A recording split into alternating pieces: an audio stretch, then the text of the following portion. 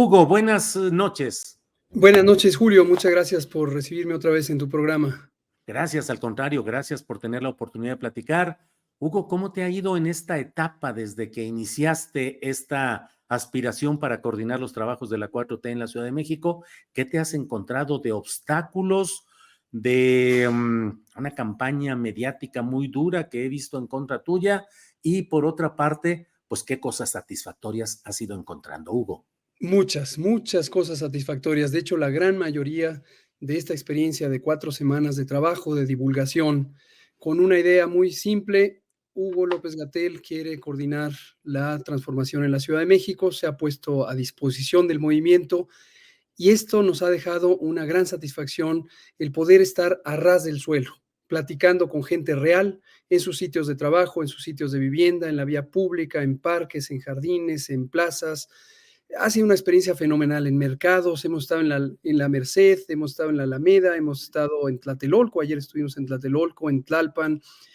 Lo que vemos es un gran entusiasmo de la gente porque la transformación siga, pero además, como yo vengo diciendo, que la transformación se radicalice, se profundice, se haga más extensa en sus beneficios a todas y todos.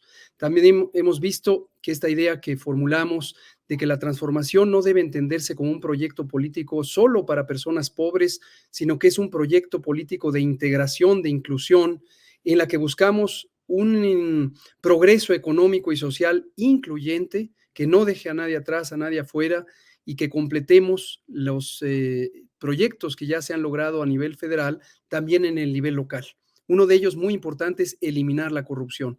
Todavía identificamos muchísimos comentarios sobre corrupción, particularmente a nivel de las alcaldías, esas viejas prácticas de los gobiernos que condicionaban el gasto social o condicionaban los presupuestos a ciertos favores políticos. Nos lo sigue relatando la gente con gran frustración, pero también con gran esperanza de que exista un empuje adicional para limpiar esa corrupción.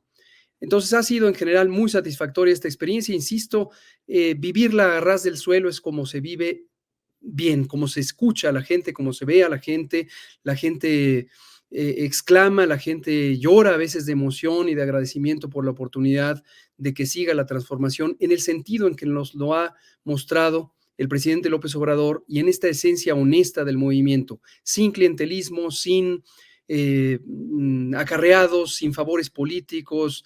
Nosotros la vivimos a ras del suelo y así queremos hacerla porque consideramos que es compatible con los principios del movimiento.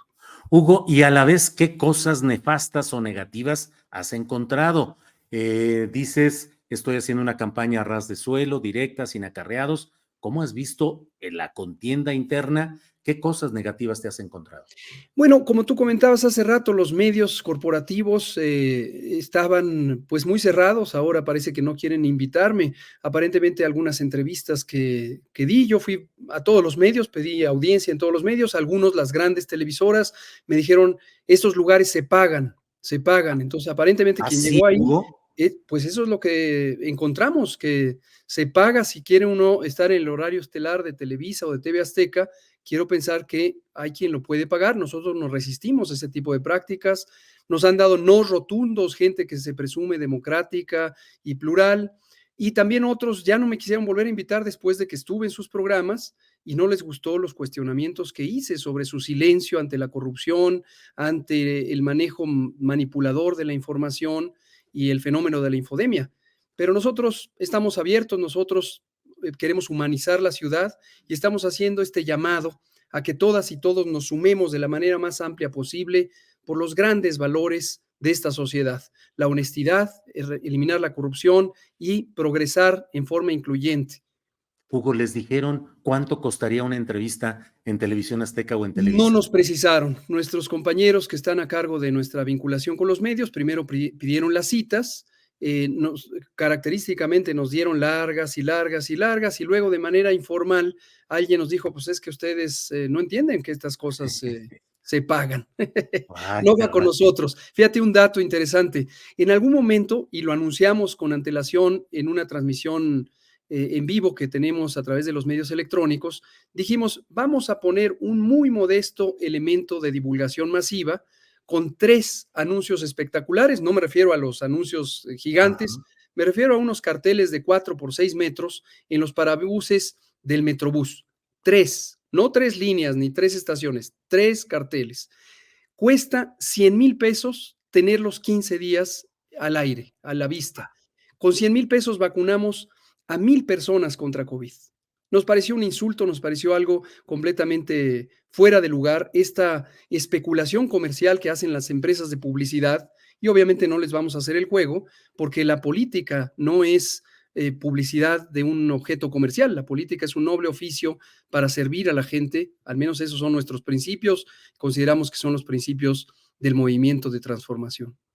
Hugo, y por ejemplo, el tema que señalaste y que me llamó mucho la atención, la solicitud de una entrevista en un espacio donde constantemente hay referencias negativas a tu trabajo y a tu actividad anterior como subsecretario de Salud y a tus aspiraciones actuales, y que te contestaran así, NO, dos letras, no, simple y sencillamente no, y luego un comentario de Leo Zuckerman, no me abstengo de dar el nombre, de Leo Zuckerman, que tiene un programa, La Hora de Opinar, en Televisa, pero decir es que llegará el momento en el cual, que es además un fraseo muy constante, Hugo López-Gatell, de un presunto paredón al que esperan, en el que espera el fusilamiento que van a Sí, realizar los presuntos salvadores de la patria de hoy, que fueron los verdugos del pasado, que fueron los responsables de buena parte de las cosas que han sucedido, periodistas sí, chayoteros, periodistas vendidos al poder y que ahora se convierten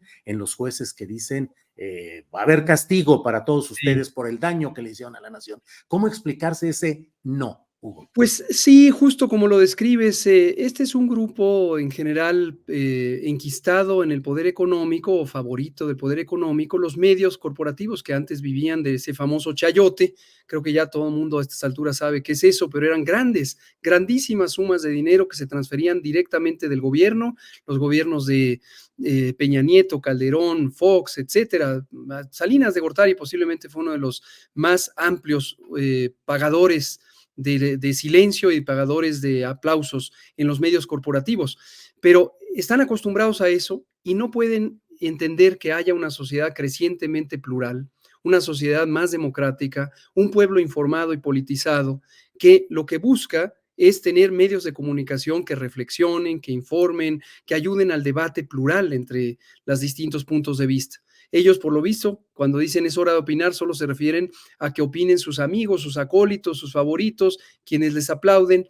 Y es un poco un rejuego de autoafirmación. Ahora que están tan chiquitos, tan derrotaditos, tan moralmente suprimidos porque no han podido dar la cara ante toda la máscara que se les cayó de toda la corrupción, pues están desesperadones. Yo los veo como tristones. Entonces, a eso creo que se debe estas no rotundos o que cierren la puerta una vez que uno empieza a debatir, pues ya no les gusta porque lo que querían era que uno estuviera en silencio, quizá, oyendo estos juicios sumarios que antes les daban resultados, pero ahora que ya no se los cree nadie.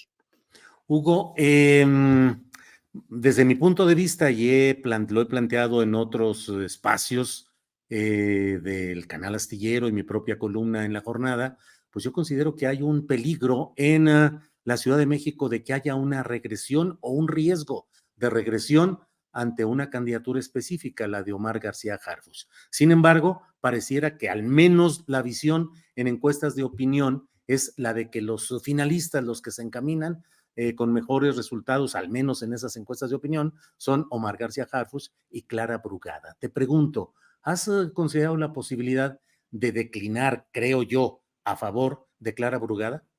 Eso me lo han planteado. Fíjate que desde el inicio, cuando estaba por registrarme, el primer día que nos registramos todos, el 25 de septiembre, hubo varios mensajes que me mandaron, creo que algunos cercanos a Clara o simpatizantes de Clara, que dijeron, necesitamos que declines porque aquí tenemos que hacer una especie de candidatura de unidad. Me recordó a los tiempos de ese viejo priismo donde había acciones disciplinares y demás. Considero que es muy importante que haya una participación amplia, plural. Desde luego puede haber momentos coyunturales en donde las simpatías se empiecen a alinear hacia una perspectiva, hacia la otra, y en algún momento podría existir hipotéticamente este fenómeno de declinaciones.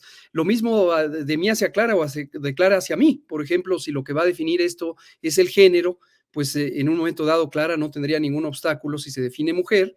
En cambio, si se define hombre, pues a mí me tocaría esta contienda con el hombre que tiene las preferencias más altas según muestran las encuestas de sondeo. Entonces, a lo mejor tocaría que Clara declinara hacia mí. Pero yo creo que no es el momento de cómo funcionan las cosas. Esto no es una elección, esto es una encuesta y aunque refleja las preferencias del pueblo, la encuesta lo que es un sondeo de opinión. Aquí no hay de que automáticamente, como si fuera un vaso de agua, yo me lo quito de la boca y entonces lo paso a alguien, como se hacía también en las cargadas priistas del régimen corporativo, en donde todos los aplaudidores, todos los que yo acarreé, que se vayan para allá. Nosotros no lo vemos así, nosotros vemos la importancia de una participación de cara a la sociedad, como he dicho, a ras del suelo, sin dispendio de recursos y dando una postura. Hemos estado nosotros compartiendo sobre todo ideas. Lo que nos caracteriza es que vamos plaza por plaza, compartiendo ideas, escuchando ideas, discutiendo ideas y propuestas, y eso ha sido muy bien recibido por distintos sectores, tanto dentro del movimiento de regeneración, como en personas que nunca estuvieron en el movimiento o personas incluso que se alejaron del movimiento, por ejemplo, en torno a la elección de 2021. Y parte de la tarea es esa, presentar una perspectiva de la transformación que es incluyente, que no está considerando solamente favorecer a los militantes o a las personas que se subordinen a un liderazgo, sino a toda la sociedad. La sociedad es muy plural, incluye gente con simpatía por Morena, gente que no tiene simpatía política, que no identifica cuál es su postura, o incluso gente que está en los otros partidos y se ha dado cuenta del fiasco histórico que representa el conservadurismo y hoy está aspirando a sumarse a la transformación. Hugo, ¿tienes indicios de por dónde irá la decisión de Morena, género femenino o masculino? Lo que sabemos, y además me da gusto y felicito y agradezco a la dirigencia del partido, en particular a nuestra secretaria general, Citlali Hernández, es que hay un proceso de reflexión a cargo del Comité Ejecutivo Nacional y específicamente de la Comisión Nacional de Elecciones, que depende de este comité, en donde se va a evaluar, por un lado, las reglas que ponga el INE. Entiendo que todavía está por definirse si serán 4 o 5 mujeres obligatorias para alcanzar la paridad de género. También está el tema de la paridad efectiva, es decir, no se puede poner mujeres en donde se anticipa que podría haber una derrota electoral. Y al final del día también se tomará en cuenta los resultados de las encuestas de las 9 entidades federativas. Y eso finalmente llevará a un resultado que es una decisión centralizada del comité. Todo mundo lo sabemos, firmamos todos los que somos hombres una carta de compromiso de que reconoceríamos ese procedimiento. Y como yo he dicho, incluso en las reuniones con ciudadanas y ciudadanos en estos días, si al final la decisión de que sea una candidata mujer es por respetar, por promover esta paridad, esta igualdad de género, me parecerá estupendo, porque parte de nuestro planteamiento de humanizar la ciudad incluye la importantísima agenda de las mujeres. Las mujeres han estado históricamente relegadas del acontecer político, de la realidad económica, y urge hacer acciones reales, no discursivas, sino reales, porque las mujeres tengan puestos de liderazgo. Si eso lleva a que los hombres, en mi caso, nos sacrifiquemos y no quedemos, a pesar de haber quedado en algún resultado favorable en la encuesta, yo estaré muy contento de que el movimiento que yo respaldo, al que pertenezco, esté impulsando la paridad de género. Bienvenido. Hugo, ayer estuve en la Feria Internacional del Libro del Zócalo Ajá. y en 2 ocasiones, si no me equivoco, hubo rechifla y rechazo sonoro a la posibilidad de que Omar García Harfuch sea candidato a gobierno de la Ciudad de México por Morena. Luego hubo otra mesa en la cual también hubo este tipo de expresiones. Ha habido muchos señalamientos acerca de un rechazo a la postulación de García Harfuch. ¿Qué opinas de su figura política, de su viabilidad como candidato y como eventual jefe de gobierno y maniobras que se le atribuyen de quitar propaganda con brigadas de personas? ¿Qué opinas, Hugo? Yo pienso en general, y esto lo he manifestado desde que me registré a la contienda interna y también cuando en las fechas en que el Comité Ejecutivo Estatal de la Ciudad de México nos identificó a 4 personas en este proceso. También cuando después el Comité Ejecutivo Nacional sumó a Torruco, a Miguel Torruco en la contienda, no sumó a una mujer, lo cual me llamó un poco la atención, pero bueno, esa es una decisión que toma la dirigencia. Y lo que veo es un proceso en donde todas y todos tenemos que pensar más allá de nuestras personas. Al menos yo lo veo así. Si uno está aferrado a que uno quiere ser porque es su última carta política o porque es el momento de subir al estrellato o al poder o cualquier cosa, uno deforma su participación.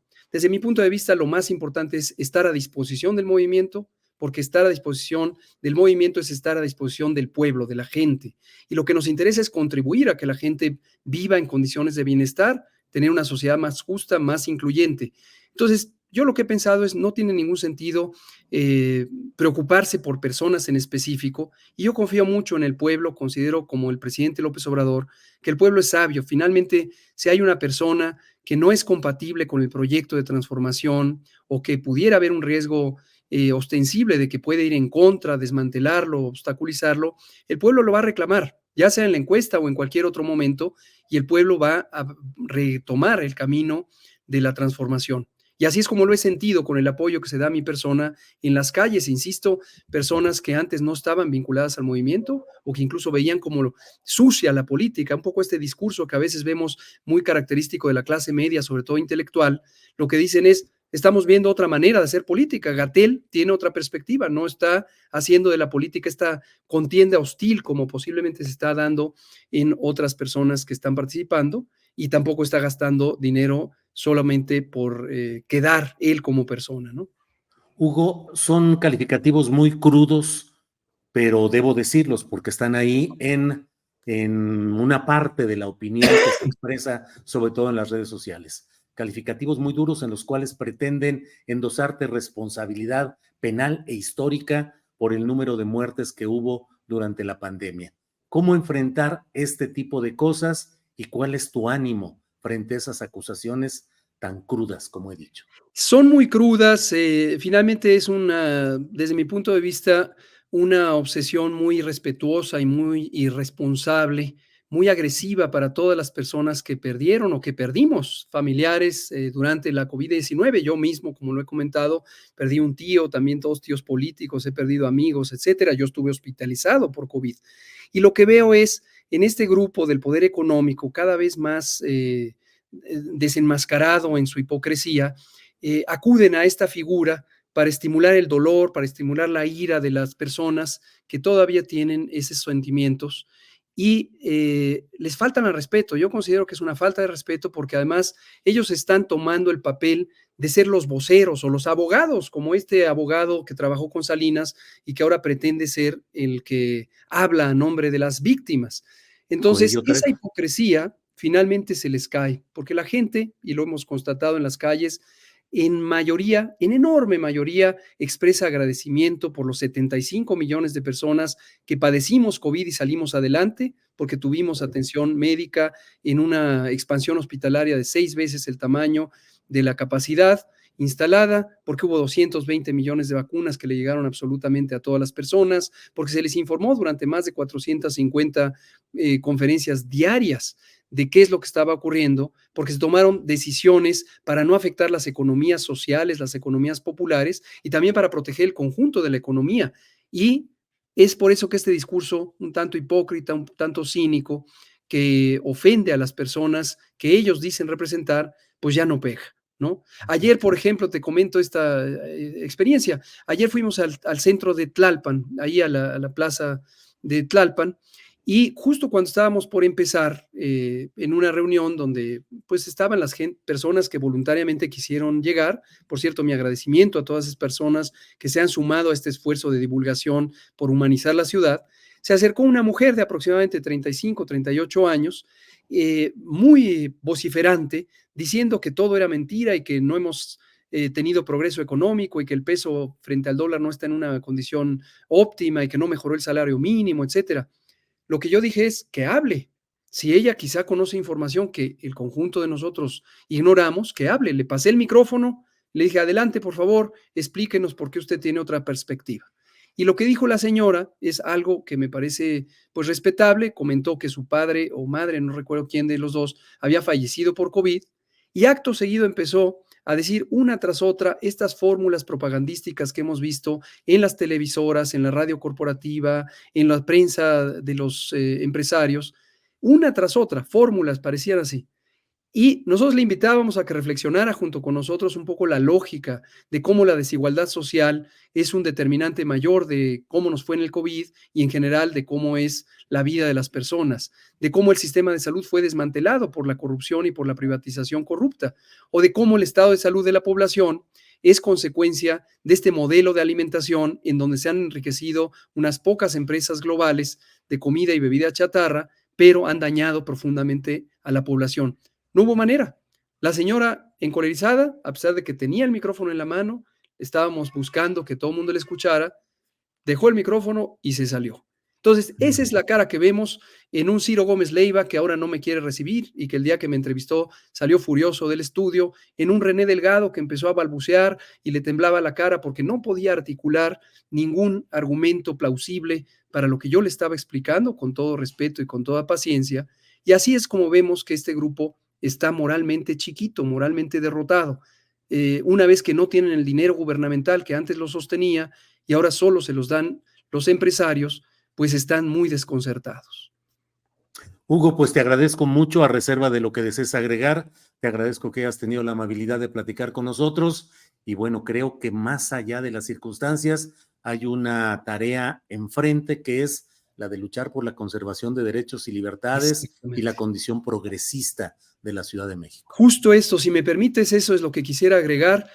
Aunque vemos estas miserias morales y de conducta de los grupos adinerados que perdieron el poder, no nos desaniman. Lo que vemos es una enorme, enorme mayoría social que está en las calles, que está participando, que se está enterando, que se informa y que quiere que la transformación siga, se amplíe, se profundice. Y la transformación implica eso: justicia social, libertad, democracia efectiva, no simulaciones, y eso nos llena de orgullo por este pueblo y nos da mucha esperanza de que es posible humanizar la ciudad. Nosotros decimos, la encuesta, es posible que la encuesta ya esté en curso en este momento, estamos convencidos que en la encuesta Gatell es la respuesta, porque vemos esta conexión con la gente, con el ideario del presidente López Obrador y con la ética del movimiento de transformación, una ética al servicio del pueblo, una ética de honestidad y de ver a la gente de frente para poder construir con ellas y ellos. Eso es lo que queremos y en eso seguiremos en ese empeño, en esta coyuntura o en cualquier otra, en pro de este movimiento de transformación. Hugo, pues te agradezco mucho y estaremos atentos a lo que vaya viniendo en estas decisiones y determinaciones, primero internas y luego el trabajo político externo. Gracias, Muchas Hugo. gracias, gracias Julio, pues estoy a la orden y muchas gracias por abrir tu espacio. Al contrario, gracias a ti. Hasta luego. Gracias.